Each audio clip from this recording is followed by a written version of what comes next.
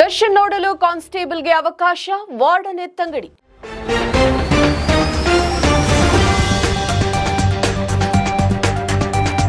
ಪರಪ್ಪನ ಅಗ್ರಹಾರ ಕೇಂದ್ರ ಕಾರಾಗೃಹದಲ್ಲಿರುವ ಸಿಸಿಟಿವಿ ಕ್ಯಾಮೆರಾಗಳ ಕಣ್ತಪ್ಪಿಸಿ ನಟ ದರ್ಶನ್ ಅವರನ್ನ ನೋಡಲು ಅನುವು ಮಾಡಿಕೊಂಡಿದ್ದ ಪ್ರಕರಣದಲ್ಲಿ ಜೈಲು ವಾರ್ಡನ್ ಪ್ರಭುಶಂಕರ್ ಚೌಹಾಣ್ ಅವರನ್ನ ಚಾಮರಾಜನಗರ ಜಿಲ್ಲಾ ಕಾರಾಗೃಹಕ್ಕೆ ವರ್ಗಾವಣೆ ಮಾಡಿ ಇಲಾಖಾ ತನಿಖೆಗೆ ಆದೇಶಿಸಲಾಗಿದೆ.